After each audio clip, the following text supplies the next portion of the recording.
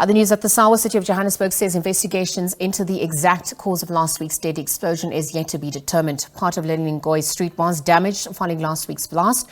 One person was killed, 48 others were injured. City manager Floyd Brink says a team of experts are working around the clock to determine the cause of the blast. So perhaps more on this, we're going to be joined by Nthatisi Modingoane, is the Deputy Director of Communications at the City of Johannesburg, to unpack the progress made to restore services to the area affected by the explosion. Nthatisi, good afternoon. Thank you for your time with us here on the SABC. Good afternoon, and good afternoon to the viewers. So for those who've just tuned in and don't have context to the briefing that occurred, perhaps you could just give us an update in terms of the restoration processes and plans in relation to electricity, water, and the sewage line as well. Yes, thank you very much. Yes, the city manager today did brief the media, and really the objective of the briefing was really to make sure that we update the residents of Johannesburg on the work that is being done to rehabilitate the area. You must remember that the entire area did not have electricity and water for the past 7 days. So what we were saying, we were informing residents that we have managed to restore electricity on the 6th day, and we are working hard to ensure that today, by end of today, water is restored. We have worked on the number of water mains which had been impacted or damaged by the blast. And we have worked on the sewer. The sewer is connected completely in the area. We are just hoping that by the end of today, all the water systems will be running. What about, perhaps as we still determine or wait the report on the source of the gas explosion, perhaps you could just speak to whether the old gas pipeline that had been found has been closed? And are there any concerns about trapped gas in the area still? Help us understand what the update is on that front. Now, the old gas pipes that were identified and found were isolated and sealed. So we are confident that that work is in a positive direction. What we've done, we took some samples from those and in the area as well and sent them to the lab. And the city manager was explaining to the members of the media to say the lab results had not come back, and we were hoping to get them today still. But he was going to make a follow-up to check how far we are with those results, so that we can be able to move forward with this matter, especially in terms of determining the cause of the blast. We also had the city manager declaring the area a local disaster area. And so just even based on the visuals now on our screens, we've seen, the road infrastructure and damage to that, perhaps also the routes affected. Help us understand what's been done on that front.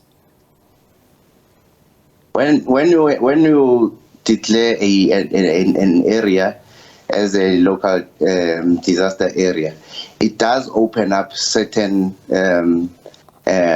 opportunities in terms of local disaster funding from other spheres of government. So the city manager has instructed the disaster management department to resume with the process to ensure that we submit the reports that would help us to also cost the damage to our infrastructure, and also open for other possible funding sources from other spheres of government, so that we are able to quickly rehabilitate the area. Because there's been damage across the value chain, and businesses have also been affected in the area. And I wonder at this point if there are any plans to have them operational anytime soon. Most of the businesses that are in that vicinity were operating yesterday. We were on site with the city manager yesterday, doing the switch off. After the switch off, most of the businesses opened their doors. But yes, you're right, some businesses had to close for a couple of days. And as you know, there would be those complaints and claims that relates to loss of business from businesses around the area. But it's something that is being looked at in terms of risk management and the insurance, the third-party insurance procedures. Nthatisi, I wonder also, given what transpired in the CBD at large, has this also affected water shortages or water shortages in other parts of Johannesburg? Have there been ripple effects in relation to the gas explosion? No, there's no signs or reports of severe water shortages as a result of the blast itself. You must remember that the water issues have been in the media space for some time because of a number of factors. At times being that major repair that Joburg Water had to do, as well as issues of load shedding where towers take long to fill up.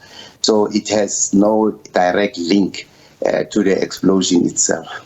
Thanks for that confirmation, because I also want to just look back, perhaps in hindsight, at some of the lessons learned and the contingency plans should a similar occurrence happen in the future. How better can the city prepare as well going forward?